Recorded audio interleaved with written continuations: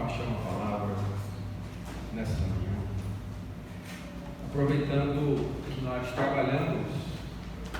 Pastor Chácara, que prazer ser aqui, irmão. Deus abençoe. Hoje ele não é pastor Chácara, hoje ele é vovô Chácara.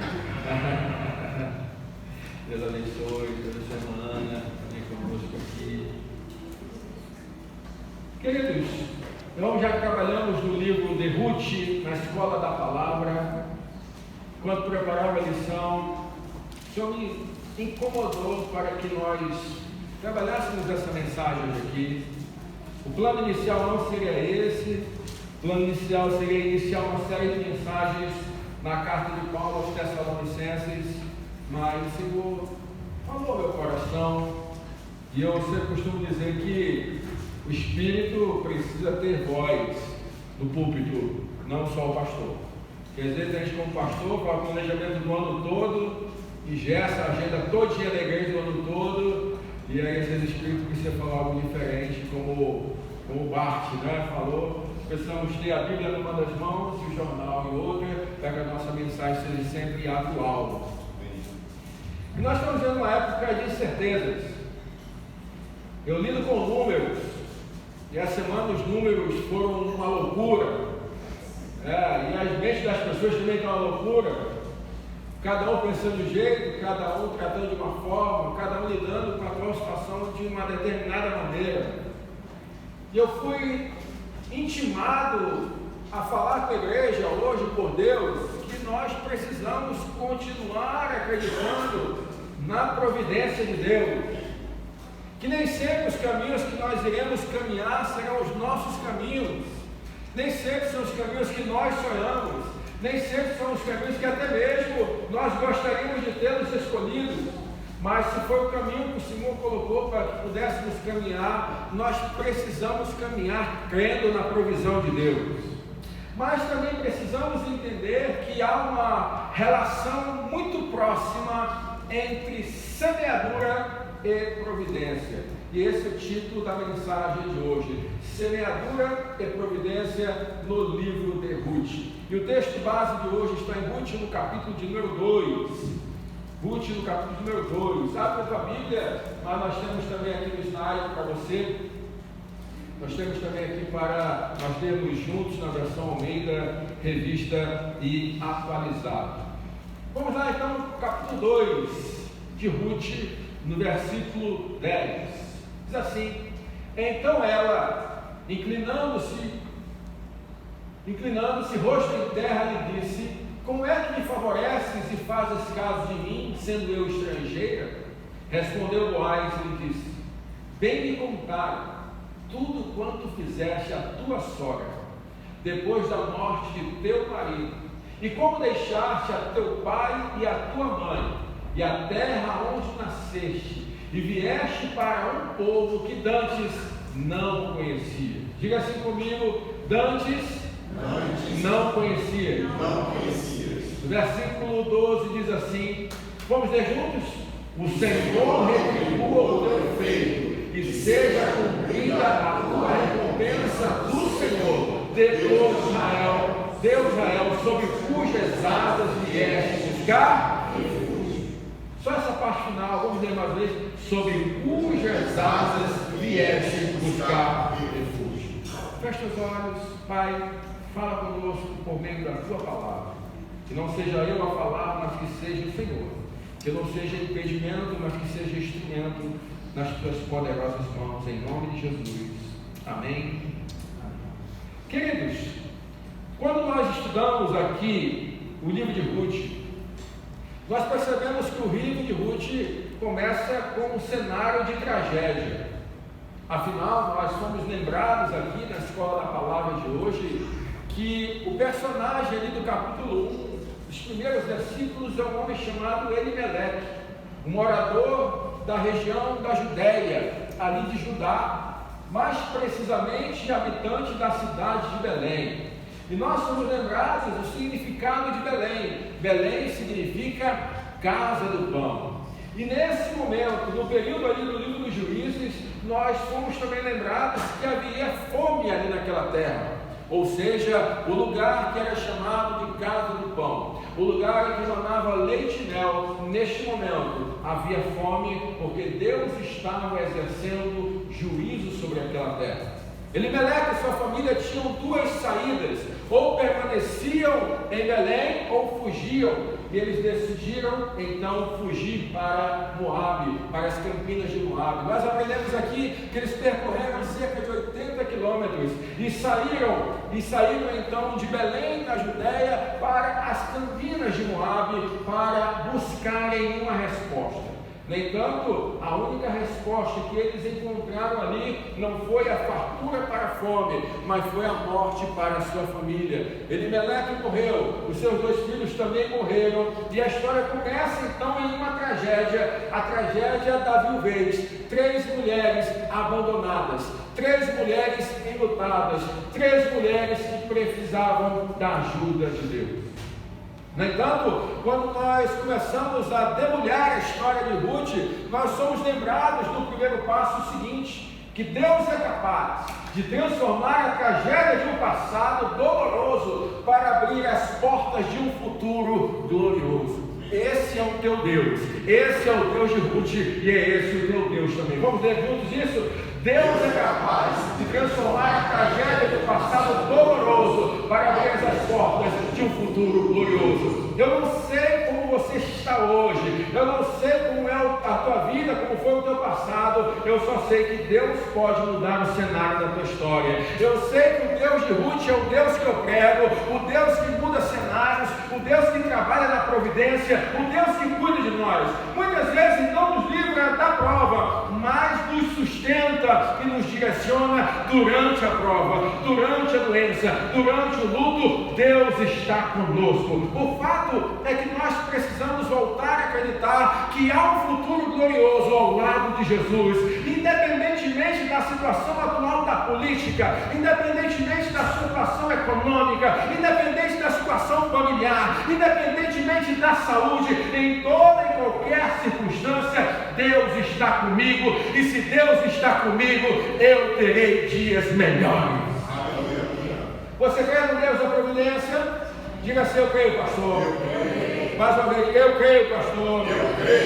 É isso que nós precisamos entender aqui, que o livro de Ruth começa com uma tragédia no capítulo de número 1, mas o livro de Ruth termina com uma bênção na fertilidade do capítulo 4, onde nós vemos o nascimento de uma criança, simbolizando a vitória da vida sobre a morte, simbolizando o resgate, a redenção em uma pessoa que estava totalmente perdida.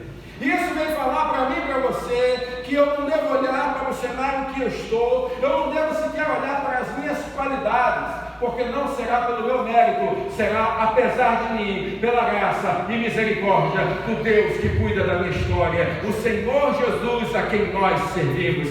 Querida, essa igreja tem dono, e o nome dela é Jesus Cristo. A tua vida tem dono, o nome do teu dono é Jesus Cristo. Nunca esqueça disso. Nunca esqueça disso. Não se venda, não se corrompa, não se perca na estrada. Acredite, Deus é o teu Senhor e o Senhor cuida de cada um de nós. Tá, mas onde entra, pastor, a questão da semeadura? Porque hoje nós vamos estudar o capítulo 2 de Ruth. No capítulo 2 nós vemos a mudança total. É um cenário que é totalmente transformado. Capítulo 1 é apresentado fome, é apresentado morte. Capítulo 2, Ruth então começa a trabalhar, começa a respigar aquilo que nós aprendemos aqui. Ela começa então a estar trabalhando ali para o sustento dela como viúva, mas também da sua sogra ali. E nós vemos o encontro dela com Boaz. E nós vemos no final do capítulo já a mudança da história, porque havia chegado uma luz ali naquele fim do túnel. Um resgatador, alguém que poderia mudar a história da vida de Ruth, aparece no capítulo 2. Mas tudo começa em uma semeadura. Entenda isso, querido. Tudo começa em uma semeadura. Nós vamos hoje então trazer algumas verdades da ligação entre semeadura e providência à luz do capítulo número 2 de Ruth. Eu quero trazer pelo menos 4 verdades para que nós possamos aprender hoje. E a verdade número 1 é essa: Semeadura começa com iniciativa. Leia comigo, por favor. Semeadura começa com iniciativa. Pega a sua Bíblia aí, por favor, e marca no capítulo de número 2. Marca no capítulo de número 2. Nós vamos ler aqui o versículo 2. Você pode botar na tua Bíblia assim: tome iniciativa. Você pode deixar um bilhete para você, sabe? Porque eu costumo fazer isso para mim. A Micéia sabe. A Micéia é uma das poucas pessoas que pegam nos meus livros, sabe, Fábio? Porque eu sei que livro tem vida própria depois que a gente empresta. Ele não fica na mão daquela pessoa, já vai parar na mão de outras. Então eu não costumo emprestar livro. Eu compro outro e dou para a pessoa, porque eu sou desses. A minha mulher, até ela, eu não deixo ela pintar meus livros, porque já está pintado e riscado. É porque eu vou deixando um bilhete para mim. E com certeza que você pode colocar um bilhete, que é assim, ó: toma vergonha nessa cara e toma uma iniciativa na tua vida. Coloca aí no capítulo 2, versículo 2, dizendo assim: eu preciso tomar iniciativa, eu preciso sair da mesmice, eu preciso sair do marasmo. Pode botar assim, ó: essa é para mim. Coloca uma seta, irmão. Conversa com a Bíblia, conversa com a palavra, irmão. A gente precisa ter esse costume, porque é Deus falando ao nosso coração. No capítulo 2, versículo 2, diz assim, ó: Ruth, a Moabita, disse a Noemi: deixa-me ir ao campo e apanharei espigas atrás daquele que me favorecer. Ela lhe disse: vai, minha filha. Ruth tinha motivo de sobra para ficar triste, sim ou não? Ruth tinha motivo de sobra para ficar lamentando da vida, sim ou não? Até a sua sogra deu exemplo, um maior exemplo para ela. Porque no final do capítulo 1 nós vemos Noemi tão triste, tão abatida, que fala assim: não me chama mais de Noemi, me chama de Mara, porque significa amargura. Eu virei uma pessoa amarga. Noemi tinha tido um exemplo da morte do seu marido e seus filhos, mas Ruth também havia perdido o seu marido. Ruth olhava para a sua sogra e agora não via mais aquela mulher que talvez ela tenha aprendido a amar. Porque, irmãos, as circunstâncias da vida nos mudam. As circunstâncias das vidas vão mudando quem nós somos. E é isso que nós precisamos estar atentos. Porque eu não tenho que ser moldado por aquilo que a vida me oferece. Eu tenho que ser moldado por aquilo que a Bíblia me ensina e determina que eu faça na minha história. Ruth tinha todos os motivos para ficar choramingando pela beira da estrada. Ruth tinha todos os motivos de dizer: minha vida também não presta para nada, eu também quero ser chamada de Mara, porque eu só tenho angústia, eu só tenho miséria, o meu marido morreu, o meu sogro morreu, nós estamos numa cidade estrangeira, eu sou de Moab, eu estou agora aqui no meio do povo de Israel, eu sou um estrangeiro, então nada vai dar certo. Mas foi isso que ela fez? Não. Sabe o que ela fez? Ela arregaçou as mãos e tomou uma iniciativa e disse: olha, eu sei que nós podemos fazer a colheita dos campos, porque de certo Ruth sabia da lei, de certo Noemi foi alguém que discipulou Ruth, porque ela conhecia. Ela disse assim: olha, deixa-me ir ao campo e apanharei espigas atrás daquele que me favorecer. Porque ela sabia que a época dos juízes também era uma época de corrupção, que as pessoas não estavam mais cumprindo a lei como deveria. Havia a lei que permitiu respigar da viúva, do estrangeiro, do órfão, colher atrás aquilo que foi deixado nos pés, aquilo que caiu pela estrada, aquilo que foi esquecido pelo caminho. Era uma lei do povo de Deus que deveria ser destinada ao povo mais pobre, à viúva, ao órfão, ao estrangeiro. No entanto, Ruth tinha consciência de que ela poderia chegar em determinado lugar e não ser bem recebida, ser enxotada como uma estrangeira, como uma mulher, como alguém mais frágil. Mas ela não olhou para as circunstâncias, ela apenas acreditou, ela teve fé e tomou iniciativa. Esse dia eu estava lendo o comentário do pastor Hernandes Gerlau, eu vi uma coisa muito preciosa que ele colocou lá. Quem sempre olha a fé como substantivo, como algo que está parado, que está imóvel. Mas, no entanto, a fé, quando ela realmente é transformadora, como uma fé operosa, ela deixa de ser apenas um substantivo para se transformar num verbo, para transformar em ação. Porque aquele que crê não fica parado, aquele que crê toma uma atitude, aquele que crê vai semear com a certeza que o Deus da colheita há de estabelecer bons frutos daquela semeadura.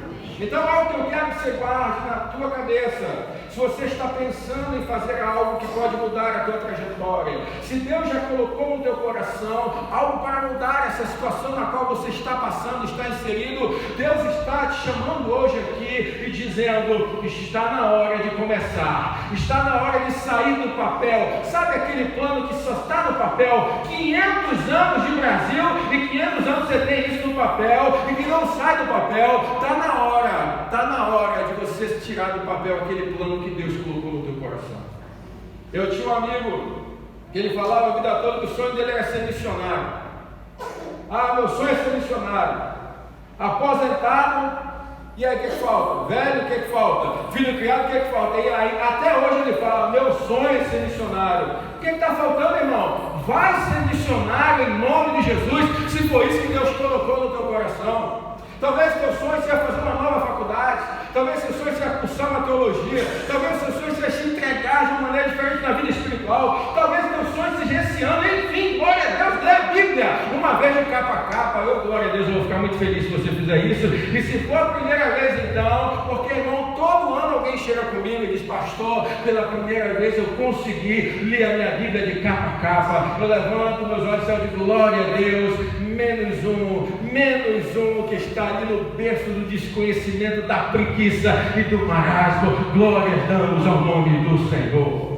O Senhor está chamado hoje aqui para tomar atitude, porque se você tiver em 2023 da maneira, com as decisões, as atitudes da maneira que foi em 2022, você vai ter um resultado no final de 2023 da mesma maneira. Que algo diferente começa agora a fazer algo diferente com a tua história. Ainda dá tempo. Pastor, estou pensando em perder os quilos, então fecha a boca hoje. Não começa a dieta na segunda-feira, porque é furada, tá? Porque você vai chegar na segunda-feira, vai lá naquele self-service lá e vai dizer: é só hoje, eu mereço esse pastel aqui, que está uma benção. Vai lá na feira, né, Wagner? Na feira abençoada lá, e vai dizer: eu mereço esse pastel, esse caldo de cana, está me chamando, dizendo: vem, se quiser tem, vem, se quiser tem, e você não resiste à cantada da comida. Mas o Senhor está te falando: toma atitude diferente. Está na hora de fazer algo diferente, porque o Senhor tem algo mais para ti. Deus tem mais para você, e é isso que nós precisamos aprender. Querido, toda semeadura começa com iniciativa. Vou ler de novo. Toda semeadura começa com iniciativa. Crer na providência é semear nos estudos, no trabalho, na família e na vida espiritual. Se você crê que Deus é aquele que pode te sustentar, se você crê na provisão, na providência de Deus, então investe, então te joga, cai nesse plano, se você acredita realmente que Deus está com você. Mas a iniciativa é tua. Sabe? Às vezes fica naquela: vamos orar, e não sai da oração.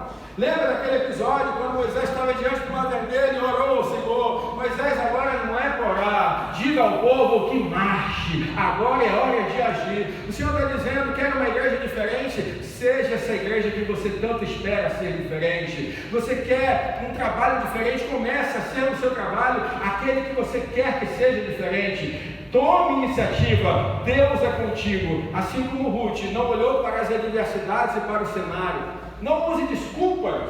Esses dias eu coloquei isso na minha rede social. A desculpa é o berço que Satanás te mina, meu irmão. Entenda algo na tua vida: sem algo que acaba com a vida cristã, é desculpa. Tem um personagem bíblico que para tudo dar desculpa era Saul. Sabe o que Deus fez com Saul? Olhou para ele e disse assim: eu estou tirando agora o reino de você e estou dando para outra pessoa que é o quê? Melhor do que você. Então está na hora de deixar de se achar a última Coca-Cola do deserto, a pérola mais preciosa da terra, e começar a fazer a tua parte. Deus é contigo, mas faz a tua parte, porque o Senhor é aquele que sustenta. Deixe de dar desculpas, faça alavancas e ultrapasse essa barreira que tanto te impede de fazer algo diferente na tua vida, e principalmente na tua vida espiritual.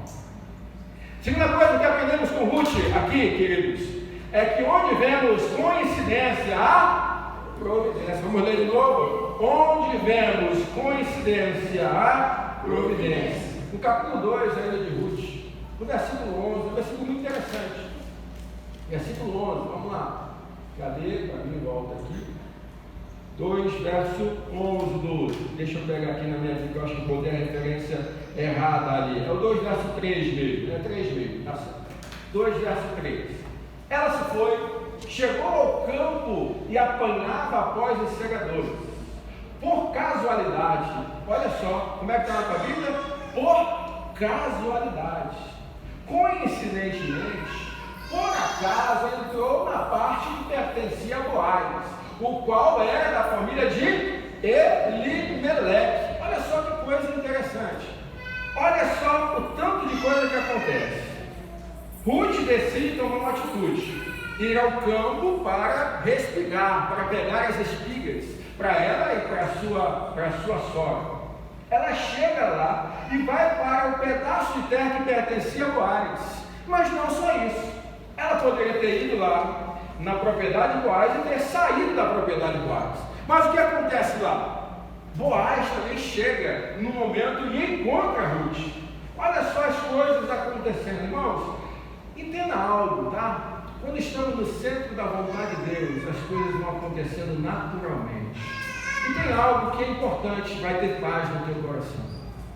Sabe aquela vez que você está tentando uma coisa, não está dando certo? Está tentando, não está dando certo. Aí você está falando assim, Deus, fala comigo se essa é a tua vontade. Deus está bradando com uma trombeta lá do céu, dizendo, tu não está vendo que eu não quero? Você não está vendo que não está dando nada certo? Você não está dando que eu fechei as portas? E você está insistindo, querido, que a paz de Deus seja o árbitro em vossos corações. Aquilo que vem de Deus traz paz. Aquilo que vem de Deus acontece naturalmente. Aí você vai dizer, foi sorte, foi coincidência. Não, foi o Senhor que cuida de cada milímetro da tua história. Queridos, tem um livro muito legal, que é o Deus que Intervém, um clássico, Deus que Intervém, de Francis Schaeffer. E ele coloca o seguinte, olha, a vida é composta de 2 andares. No andar de baixo, pensamos que as coisas acontecem por casualidade. Mas no andar de cima, temos a garantia que as mãos de Deus dirigem o nosso destino. As casualidades humanas são, na verdade, providência divina. Vamos ler essa última frase juntos? Vamos ler? As casualidades humanas são, na verdade, providências divinas. Deus tem cuidado de você. Você não chegou à Igreja Batista 4 de Julho por acaso. Tem um testemunho da irmã Rita e da irmã Rosália que ouviram uma música sendo cantada lá no apartamento que elas moram aqui perto. Ouviram e vieram atrás, parece aquele encantador, né, que vem tocando a flauta e veio lá, Rita e Rosália, né, olhando aqui o louvor. Sabe o que acontece? O que acontece? Rita e Rosália não foram para a origem da música, vieram bater na Igreja Batista 4 de Julho, porque na verdade a música que elas tinham ouvido era dos nossos irmãos que funcionam aqui ao lado da Igreja Coreana, né? A Igreja Coreana, mas aqui elas vieram, coincidentemente chegaram aqui, se sentiram acolhidas e hoje estão servindo ao Senhor ao nosso lado, e nós agradecemos a essa providência do Senhor que as trouxe até aqui. É Deus trabalhando na história, meu irmão, é Deus trabalhando nas coisas. Nós precisamos confiar, acreditar. Romanos 8, 28 vem nos lembrar, sabemos que todas as coisas cooperam para o bem daqueles que amam a Deus. Aí nós sempre esquecemos da parte final, daqueles que são chamados segundo o seu. A questão é, nem sempre eu vou fazer aquilo que eu gostaria de fazer, nem sempre eu vou estar no meu caminho, porque o crente fala assim, não, todas as coisas contribuem para o bem daqueles que amam a Deus, então vai dar tudo certo para mim. Não vai dar da maneira que você quer, vai dar conforme o propósito de Deus. Mas acredite, se for o propósito de Deus, você passar por essa prova, se for o propósito de Deus, você passar por essa luta, se for o propósito de Deus, você passar por essa situação difícil, acredite, Ele vai te sustentar, para que o nome dele seja glorificado pela tua história. Ei, grave esse dia, você vai contar essa história, e você vai dizer, pastor, a partir daquele dia, eu comecei a acreditar que Deus ia mudar o meu cenário, e Deus mudou, e eu quero contar, para que o nome do Senhor seja glorificado. Deus é fiel, querido, Deus não erra, Deus não erra. Acreditado que Deus escreve certo por linhas tortas não é bíblico. Deus escreve certo certo pela vontade soberana dele, e não há nada que você possa fazer a respeito disso. Ele é fiel e ele cuida de nós em toda e qualquer situação. Então guarde isso, não existe coincidência. Existe? Você me envergonhou agora. Vamos ler juntos? Não existe coincidência, existe. Como é que é? Eu ouvi coisa diferente aí. Não existe coincidência, existe Deus. Não está na tela, irmão. Por favor, não existe coincidência, existe Deus. Por favor, então, para você acordar, já vi que você está dormindo, olha para o irmão do lado aí e fala bem assim: foi Deus, meu irmão, que te trouxe até aqui. Foi Deus, não foi coincidência. Foi Deus que te trouxe até aqui. Foi Deus, tá? Foi Deus que te trouxe até aqui. Foi Deus. Crer na providência é saber que somos guiados pelo Senhor em toda e qualquer circunstância. Agora, há uma terceira verdade, talvez essa verdade seja a verdade que você deva mais se preocupar. Hoje minha esposa me passou um vídeo, ou foi ontem, que fala sobre criação de filhos. E aí ela falou, o vídeo falava o seguinte: você ficaria orgulhoso de ver o seu filho fazendo as coisas que você faz, dizendo as coisas que você diz e se comportando da maneira que você se comporta? Porque há uma lei bíblica que é infalível, meu irmão. Olha só, e a lei é essa aqui, ó. A semeadura é facultativa, a colheita é obrigatória.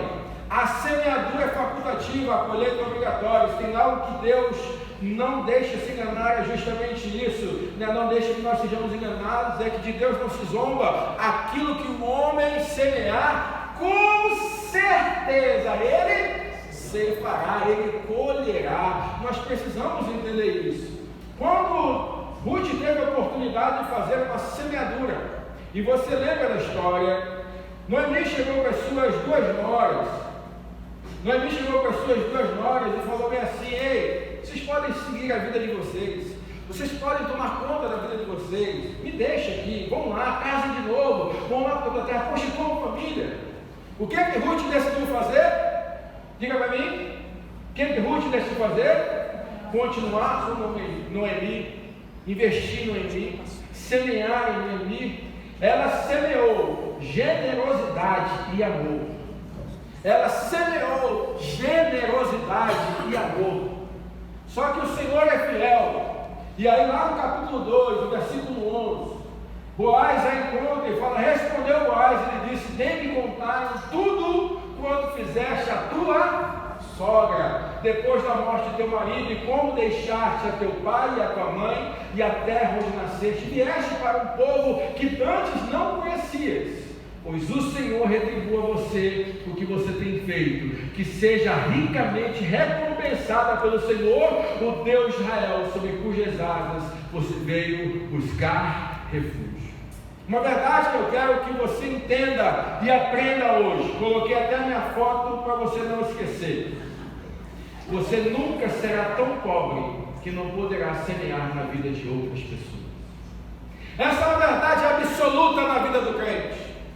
Queridos, inclusive naquilo que você recebeu de Deus enquanto finanças, todo crente tem que separar uma parte do que ganha para ajudar outras pessoas. Todo crente deve ajudar uma parte do que para outras pessoas. Quer exemplo melhor do que Ruth? Ruth tinha dinheiro, Ruth tinha propriedade, Ruth tinha herança, Ruth tinha marido, Ruth tinha filho, nada. O que essa mulher tinha para oferecer? Braços e pernas com energia para correr atrás do seu alimento. Só que ela sabia que ela podia fazer por ela e pela sua sogra. Ela não se sentia pobre o necessário para que houvesse impedimento de ela semear na vida de outra pessoa. E às vezes não é uma questão de finanças. Você pode semear na vida de outra pessoa com saúde mental, que as pessoas estão tanto precisando.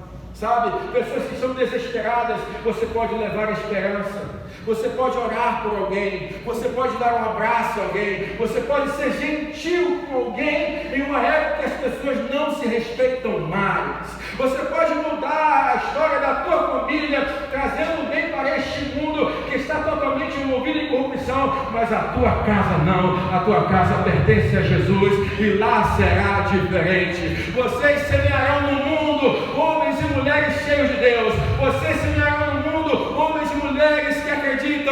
há poder na palavra do Senhor e que Deus continua tomando conta de todas as coisas. O mundo precisa de fé, meus irmãos.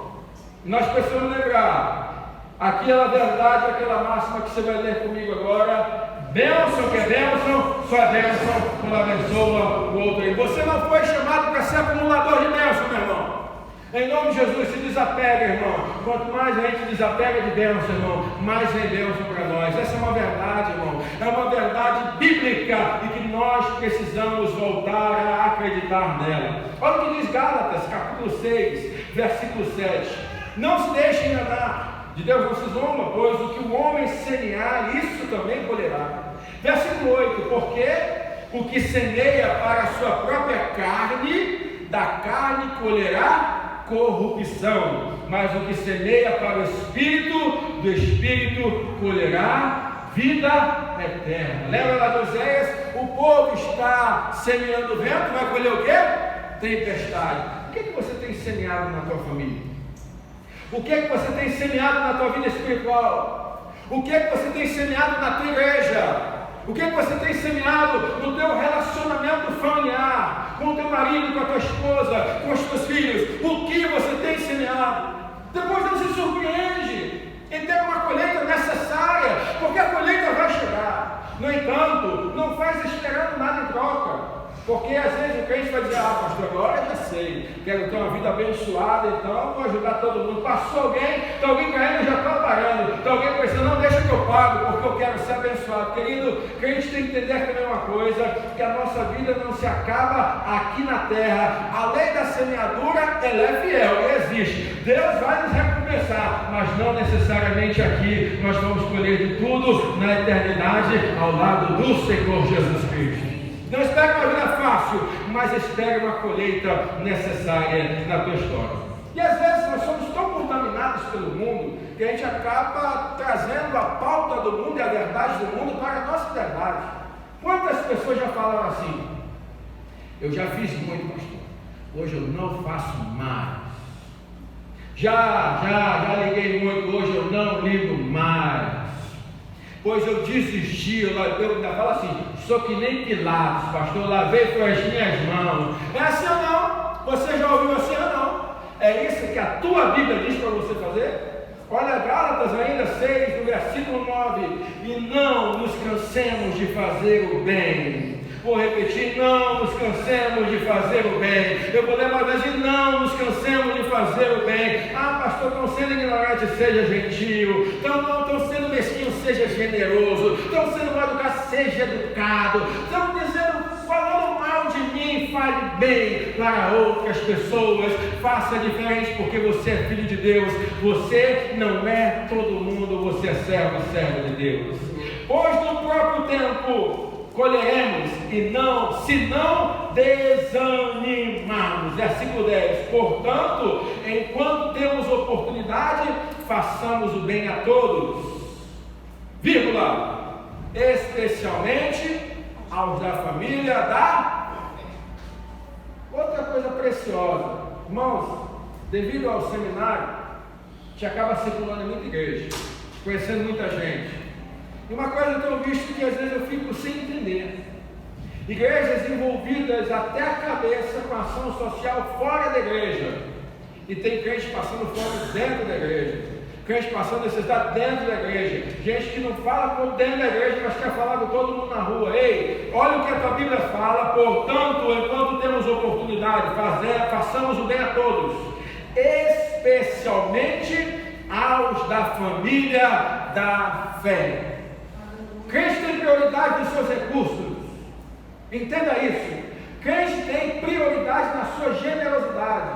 Se aqui há irmãos que tiveram algum tipo de necessidade, a igreja deve, antes de ajudar alguém da rua, ajudar alguém daqui, porque é da família da fé. Você compreende isso? Você compreende esse princípio? Além disso, a família deve ser prioridade como núcleo familiar, e a Bíblia me apresenta como núcleo familiar o homem, a mulher e seus filhos. Essa é a minha responsabilidade prioritária. Ajudei a minha família, cumpri as minhas obrigações na família, vou ajudar outras pessoas. Mas a primeira pergunta que eu devo fazer: será que tem algum irmão meu que precisa disso? Será que tem algum irmão meu passando necessidade? Será que tem algum irmão precisando de ajuda? Sejamos a mão de Deus, sejamos resposta de oração. Porque, irmãos, muitas vezes a gente ora, ajuda fulano, e a Deus está falando, ajuda ele, você pode ajudar. Entra nessa situação, Senhor. E o Senhor está dizendo para isso: eu construí igreja na terra. A igreja é a missão de Deus na terra. E precisa ser resposta de oração para a própria igreja. Porque senão nós não estamos sabendo ser igreja. Nós precisamos voltar a refletir sobre essas coisas tão básicas, queridos. Sabendo que Deus é aquele que estabelece a lei da semeadura e que diz que é obrigatória a colheita. E não tem o que nós possamos fazer a respeito disso. Então, queridos, a lei da semeadura é bíblica. Crer na providência é saber que no tempo certo colheremos o fruto do que plantarmos, mesmo que seja onde? Vamos ler junto. Mesmo que seja mas aqui, enquanto estiver aqui, eu vou semear na minha família, na minha igreja, na minha vida espiritual, no meu trabalho, na minha vida profissional. Eu vou fazer a minha parte, eu vou tomar a iniciativa, eu vou colocar a minha fé em ação, vou fazer, não vou desanimar, vou persistir, sabendo que o Senhor é aquele que cuida de mim. No entanto, querido, algo precisa ser dito. Muitas vezes você não semeia, você não investe, você não toma iniciativa. Não é porque você não está na igreja, é porque na verdade você não acredita na providência de Deus. A quarta verdade que eu quero que você guarde no seu coração é isso aqui: ó, a fé na providência precede a semeadura. Antes de semear, eu acredito que Deus vai pegar a minha semente e vai fazer frutificar. Antes de começar um projeto, eu sei que Deus está comigo. Antes de investir na minha família, eu sei que Deus está cuidando da minha família. Antes de investir na minha igreja, eu sei que Deus está cuidando da minha igreja. Eu só semeio porque eu sei que tem um Deus que continua no controle da história e que continua trabalhando na boa semente para que possamos ver o fruto da nossa semeadura. Olha só em Ruth capítulo 2, versículo 12: o Senhor retribua a você o que você tem feito, que seja ricamente recompensada pelo Senhor.